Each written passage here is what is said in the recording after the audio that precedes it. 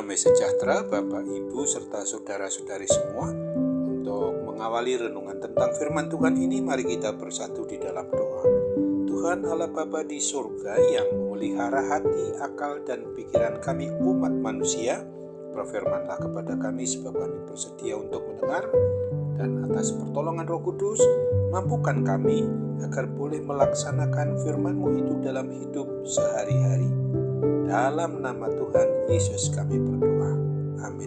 Sebagai nas renungan firman Tuhan pada hari ini diambil dari Lukas 10 ayat 27 dan 28 yang berbunyi, jawab orang itu, kasihilah Tuhan Allahmu dengan segenap hatimu dan dengan segenap jiwamu dan dengan segenap kekuatanmu dan dengan segenap akal budimu, dan kasihilah sesamamu manusia seperti dirimu sendiri.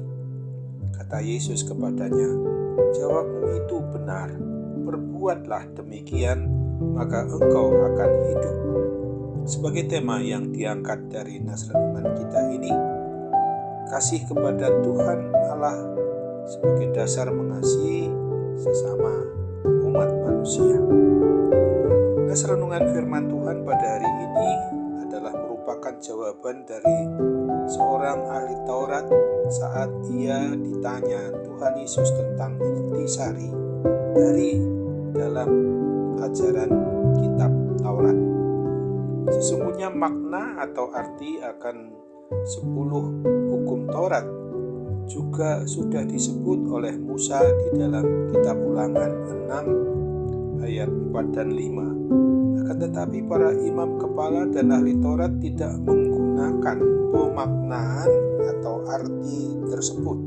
Justru mereka menjabarkan 10 hukum Taurat itu sedemikian detailnya sampai mereka lupa makna sesungguhnya dari hukum Taurat tersebut, untuk mengasihi Tuhan dengan segenap hati, dengan segenap jiwa, dengan segenap kekuatan, dan dengan segenap akal budi mereka.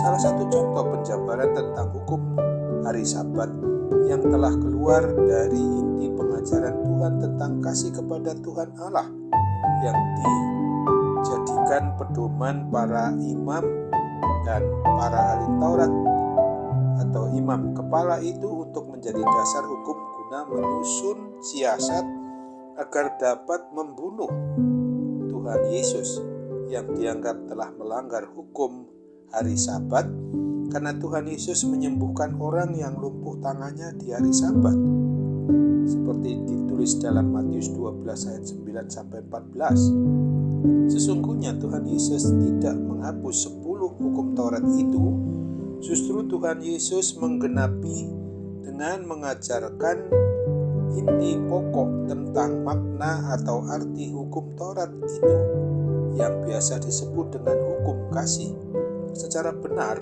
kepada seluruh umat manusia. Hukum kasih itu dibagi menjadi 2 topik, yaitu agar mengasihi Tuhan Allah dengan segenap hati, dengan segenap jiwa, dengan segenap kekuatan, dan segenap akal budi kita. Hal itu sebagai hukum kasih yang pertama dan utama. Oleh karena itu Tuhan Yesus sering menegur dengan keras kepada para imam-imam kepala dan para ahli Taurat yang memutarbalikkan ajaran firman Tuhan sampai tidak lagi mengasihi Tuhan Allah dengan sungguh-sungguh.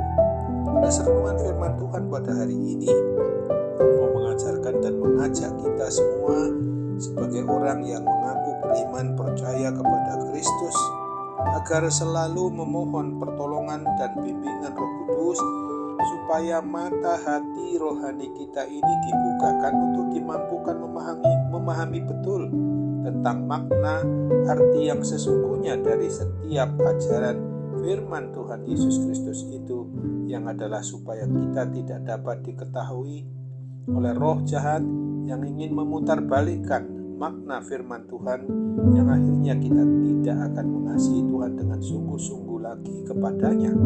Kiranya hanya oleh Roh Kudus yang boleh menolong kita agar semakin dikuatkan iman percaya kita untuk dapat mengasihi Tuhan Allah Bapa kita di dalam Yesus Kristus, dan dalam persekutuan Roh Kudus itu dengan dengan segenap hati, dengan segenap jiwa, dan dengan segenap akal budi kita umat milik Tuhan ini.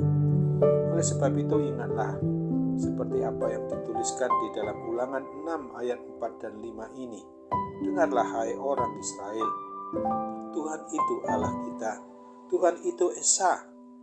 Kasihilah Tuhan Allahmu dengan segenap hatimu, dan dengan segenap jiwamu, dan dengan segenap kekuatanmu.